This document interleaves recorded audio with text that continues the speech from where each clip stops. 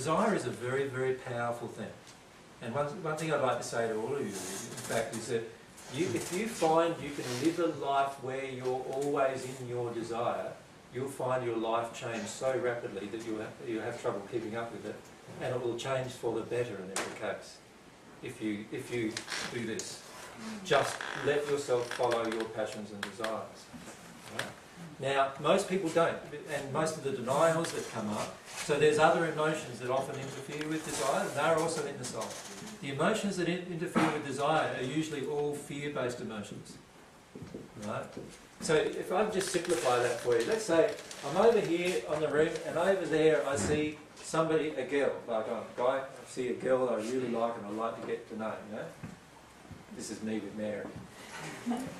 What happens is I take some steps towards her, and what happens? Some things start creeping in, don't they? Now, any of my fears, look, it might be the first thing might creep in, might be the fear of rejection. Right? So once the fear of rejection kicks in, what is my desire now? Run. My desire is actually, it might freeze me, or it might actually, no, I can't do that, you know, and I go somewhere else, mightn't it? So what interferes with pure desire is emotional injuries within me that are all based around my fears. This is why a fear list is so important, because a fear list helps you identify all the areas where you're not allowing your desire. You follow me? So your desire is pure. The key now is keeping it pure by allowing yourself to address all of your fears that present that desire from being realised. Does that make sense? So when I'm walking towards this woman, I'm actually every step closer I'm getting, I'm confronting another fear. Right? And I need to feel my fears and I need to allow myself to experience them. When I first saw Mary, I was so afraid that I couldn't actually speak to her or look into her eyes. So she was wanting to talk to me. And I always was looking away. Like, and she thought, what's wrong with this guy? Like, there's something major wrong with this guy. Like, I don't know why my parents like him so much. He's always not looking at me. And the reason why is I was afraid of looking at her eyes, because I felt if I looked at her eyes, she'd know straight away what I was feeling for her. And I was ashamed of letting her know what I was feeling for her. And so I wouldn't look at her. So what was kicking in there? Another fear that I had to work my way through. My desire at that point was not pure anymore. It was modified by my emotional fears that had entered my soul. So I've found in a lot of cases, like even doing groups like this, I've had lots of fears about that, obviously. And I've had to work through lots of issues about saying I'm Jesus to somebody. Right?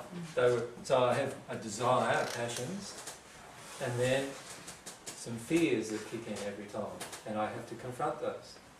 Right? So what we need to do is learn to live in this place and learn to actually feel and release all of these.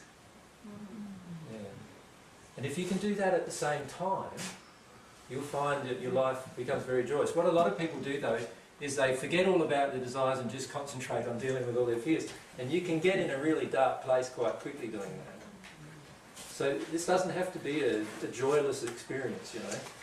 It can be a very joyful experience growing, as long as you remain connected to your desires. What if your fears have blocked off all your desires for so long that you Then don't of even course know?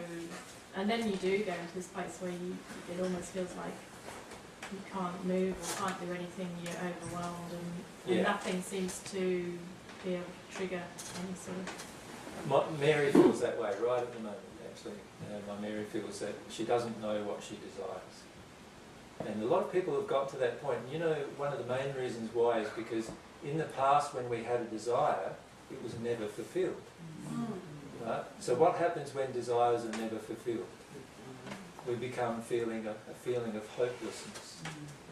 Right? And that often shuts us down quite a lot too. In those cases, you will need to firstly feel those feelings before you will experience your desires. But if you do notice your desires right now, then start connecting to them straight away. But if you're not even noticing your desires yet, then start addressing your fears, because your fears are covering over your desires. Yeah? And that's a really important thing to be in mind of.